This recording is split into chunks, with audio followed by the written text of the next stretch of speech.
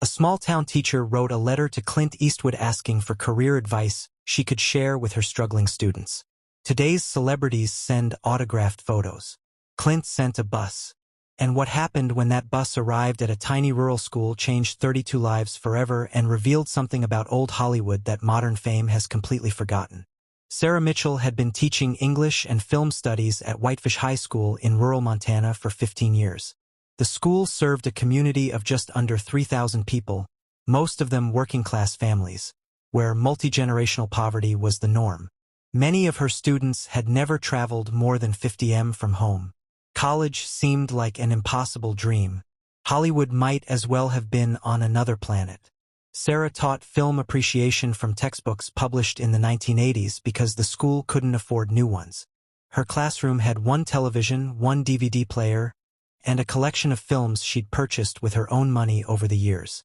When she taught Clint Eastwood's work, Unforgiven, $1 Million Baby, Gran Torino, her students were captivated. These weren't just movies to them. They were windows into a world they'd never see. In the spring of 2016, Sarah noticed something troubling. Her senior film class, 32 students, had started talking about their futures with a resignation that broke her heart. "There's no point applying to film school," one student said. "People like us don't get those jobs." Another said, "Hollywood is for rich kids from California, not for kids from Montana who've never even seen an ocean." Sarah tried to encourage them, but she understood their perspective. She'd grown up in rural Montana herself. She knew how big the world looked from a small town, how impossible dreams seemed when you'd never met anyone who'd achieved them. That's when she got an idea that seemed equally impossible. She would write to Clint Eastwood. She spent a week crafting the letter, trying to find the right words. She didn't want money. She didn't want autographs. She just wanted something she could share with her students. Some advice, some encouragement, maybe a few sentences about how someone from humble beginnings could make it in Hollywood. The letter was 3 paragraphs long, handwritten on simple notebook paper. She explained who she was, where she taught, and what her students were facing. She ended with a simple request. "If you have any advice for young people who love film but don't think they have a chance, I would be honored to share it with my students. They need to hear from someone who made it that the dream is possible." She mailed the letter to Clint's production company, Malpaiso Productions, with no real expectation of a response. Maybe she'd get a form letter back from an assistant. Maybe nothing at all. That was okay. At least she'd tried. 6 weeks passed. Sarah had almost forgotten about the letter when her phone rang one Tuesday afternoon in May. She was grading papers in her classroom after school when an unfamiliar number appeared on her screen. "Is this Sarah Mitchell?" a woman's voice asked. "Yes, this is Sarah." "Miss Mitchell, my name is Jennifer Cole. I'm a production coordinator with Malpaiso Productions. I'm calling about a letter you sent to Mr. Eastwood." Sarah's heart started racing. "Oh yes, I didn't expect, thank you for calling. I understand he's busy." "Ms. Mitchell," Jennifer interrupted gently, "Mr. Eastwood read your letter personally. He'd like to speak with you. Are you available now?" Before Sarah could answer, a different voice came on the line. A voice she recognized immediately. That distinctive growly tone she'd played for her students 100 times. "Mitchell, this is Clint Eastwood." Sarah literally couldn't speak for a moment. When she finally found her voice, all she could manage was, "Mr. Eastwood, I can't believe you're calling." "I got your letter," Clint said. "Read it 3 times. You've got 32 students who think Hollywood doesn't want them." "Yes, sir. They're talented kids, but they don't see a path forward." "Tell me about them. What do they love? What are they good at?" For the next 20 minutes, Sarah told Clint about her students. About Emma, who wanted to be a cinematographer, but had never held a professional camera. About Marcus, who wrote screenplays on his phone because he couldn't afford a computer. About Jamie, who could edit videos on free software better than some professionals, but thought she'd never get hired without a degree. Clint listened to every word. Then he said something that made Sarah sit down at her desk because her legs went weak. "Here's what's going to happen. I'm sending a team to your school. They're going to bring equipment, cameras, lighting, sound gear, editing stations, not borrowed, yours to keep. They're going to run a week-long intensive workshop teaching your students how to make a real film.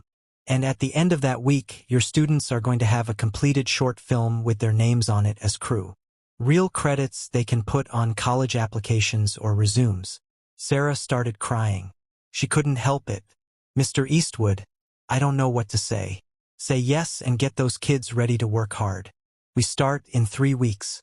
3 weeks later, on a Monday morning in June, 3 trucks pulled up in front of Whitefish High School. The entire town seemed to have heard something was happening, and people lined the streets to watch. Out of those trucks came 2 Hollywood professionals, a cinematographer who'd worked on 3 Clint Eastwood films, and a sound designer who'd won an Emmy along with tens of thousands of dollars worth of film equipment. Sarah's 32 students stood in the parking lot, stunned into silence. All right, the cinematographer said, a woman named Rachel Chun. Mr. Eastwood sent us here because he thinks you've got what it takes to make something great. You've got 5 days. We're making a short film. You're the crew. Who's ready to work? What happened over the next 5 days became legendary in Whitefish, Montana. Those 32 students worked from 7 o'clock in the morning until 10 at night. They learned how to operate professional cameras, how to set up 3-point lighting, how to record clean audio, how to edit footage on professional software. They wrote a screenplay together about a small-town student who dreams of leaving but discovers something worth staying for. They cast local actors. They scouted locations around Whitefish. They shot, directed, produced, and edited a 15-minute film called The Distance Home. Rachel and the sound designer didn't do the work for them. They taught, guided, corrected mistakes, and pushed the students to do better. Mr. Eastwood doesn't believe in participation trophies, Rachel told them. If your name goes on this film, it needs to be good enough that you're proud of it for the rest of your life. On Friday night, they held a premiere at the local theater. The entire town showed up. Over 800 people packed into a venue designed for 300. They screamed The Distance Home. And when it ended, the theater erupted in applause. Sarah's students stood on stage, many of them crying, all of them transformed by the experience. But that wasn't the end of the story. That was just the beginning. The equipment Clint had sent stayed at Whitefish High School. Sarah's film program went from having 1 TV and a DVD player to having a complete production studio. But more importantly, Clint had established a partnership. Every year for the next 8 years, Malpaiso Productions sent professionals to Whitefish to run the intensive workshop. Every year, a new group of students made a new film. And every year, Clint personally reviewed the finished work and sent feedback. But the most remarkable thing Clint did was this. He created a scholarship fund specifically for Whitefish High School film students. Not a huge publicized fund that made headlines. Just a quiet commitment that any student from Sarah Mitchell's program who got accepted to film school would have their tuition covered. No applications, no competition, just a promise. If you work hard enough to get in, we'll make sure you can go. Over 8 years, 17 students from Whitefish, Montana attended film school on Clint Eastwood scholarship. None of them knew about it until they received their acceptance letters and found scholarship notifications attached. The scholarship letters were simple. Congratulations on your acceptance.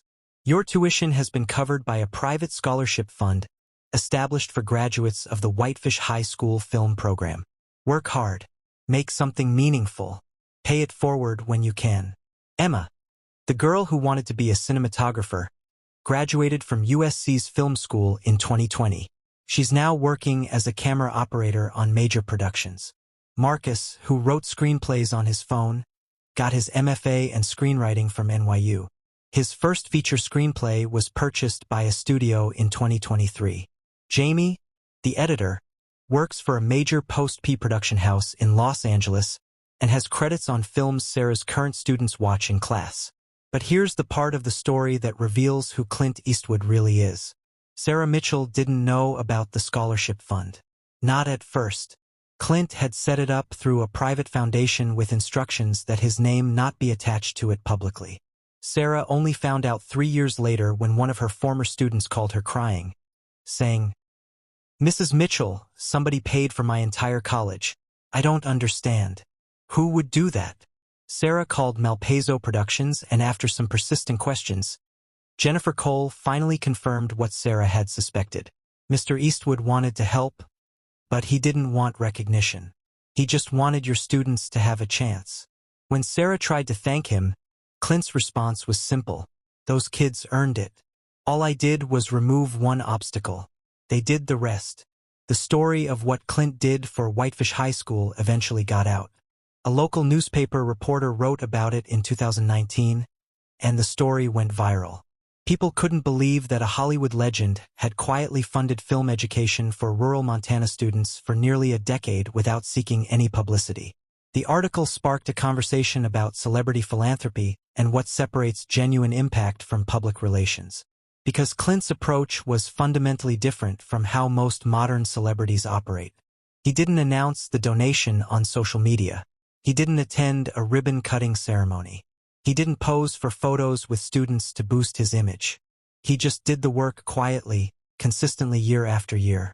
In interviews about the program, Clint's explanation was characteristically straightforward. Sarah Mitchell wrote me a letter asking for advice to share with her students. The best advice I could give them was practical. Here are the tools. Here's the training. Here's the opportunity. Now show me what you can do with it. That's not charity. That's investment in people who are willing to work. Today, there's a plaque in the film studio at Whitefish High School. It doesn't mention Clint Eastwood by name. It simply reads, "Dedicated to the belief that talent exists everywhere, but opportunity does not. May every student who enters this room find both." Sarah Mitchell retired in 2024 after 30 years of teaching. At her retirement party, 17 of her former students returned to Whitefish to honor her. They'd come from Los Angeles, New York, Atlanta, places they'd once thought were impossibly far away. They brought with them a gift, a professionally produced documentary about Mrs. Mitchell's program, featuring interviews with students whose lives had been changed by a single letter and a Hollywood legend who believed in answering it with more than just words. The documentary ended with a clip none of them had seen before. It was Clint Eastwood speaking directly to the camera recorded specifically for Sarah's retirement. "Sarah," he said, "you wrote me a letter asking for advice for your students. But the truth is, you taught me something. You showed me that the best thing someone with resources can do is find people like you.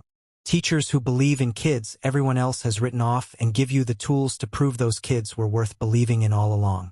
Thank you for what you do. Thank you for caring enough to write that letter. And thank you for reminding me what this work is really for." The message of Sarah Mitchell's story isn't about celebrity generosity, though Clint's actions were certainly generous. It's about a different philosophy of fame and success that seems to be disappearing from modern culture. It's about the difference between celebrities who use philanthropy for publicity and people who use their resources to create lasting change without needing recognition for it.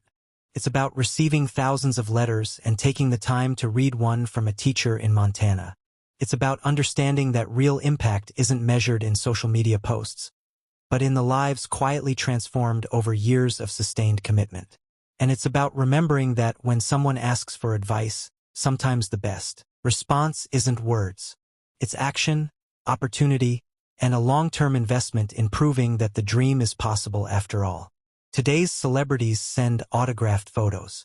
Clint Eastwood sent a bus, a film crew, professional equipment, 8 years of training programs, and 17 full-ride scholarships. And he did it all without a press release, without a photo op, and without expecting anything in return, except that those 32 students and everyone who came after them would work hard and make something meaningful. That's not just generosity. That's integrity. And it's something modern fame seems to have forgotten how to do. If the story of quiet dedication and the power of answering one letter with sustained action moved you, make sure to subscribe and hit that like button. Share this with a teacher who changed your life or with someone who needs to know that there are still people who do the right thing without needing applause. Have you ever received help from someone who didn't need recognition for it? Share your story in the comments and don't forget to ring that notification bell for more incredible true stories about the values that build old Hollywood and the people who still live by.